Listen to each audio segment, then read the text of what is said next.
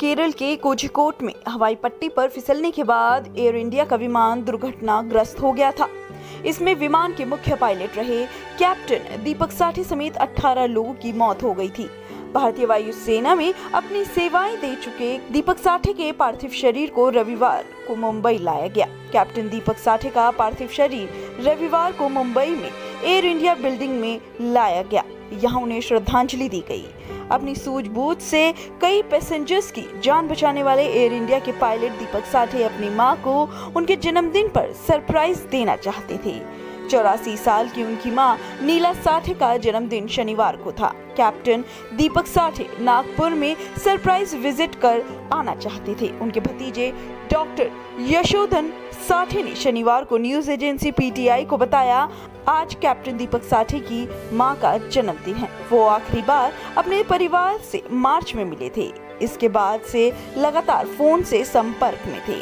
उन्होंने हादसे के एक दिन पहले ही बात की थी। कैप्टन साठे अपनी पत्नी के साथ मुंबई में रहते थे। उनकी मां नीला साठे अपने पति वसंत साठे के साथ नागपुर के भारत नगर कॉलोनी में रहती थी। कोरोना के चलते कैप्टन दीपक साठे ने अपने माता पिता को घर से बाहर निकलने से मना किया था। उनकी मां नीला साठे ने कहा, वो महान बेटा था और हमेशा दूसरों की मदद करने में सबसे आगे रहता था। उसने देश के लिए अपना बलिदान दिया। उसके टीचर आज तक उसकी तारीफ करते हैं। अहमदाबाद में बाढ़ के समय उसने जवानों के बच्चों को कंधे पर उठाकर बचाया था। इसके बाद वो रो पड़ी और कहा, भगवान उसकी जगह मुझे उठा लेता। उनकी मां ने बताया कि दीपक साठे को सॉर्ड ऑफ ऑनर सम्मान मिला था। एयरफोर्स में उसने 8 मेडल भी जीते थे। वो टेबल टेनिस, स्क्वाश और घुड़सवारी में ब्रिलियंट था।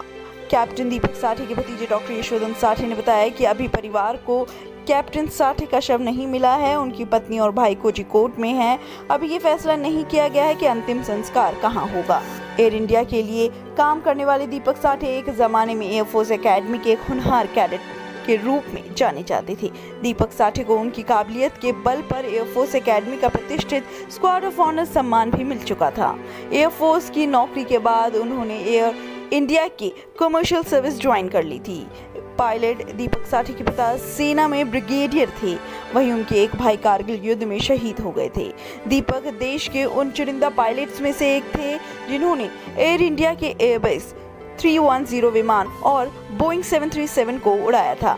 कोझिकोड हादसे ने देश के 2 बेहतरीन पायलट छीन लिए हैं। फिलहाल इस वीडियो में इतना ही।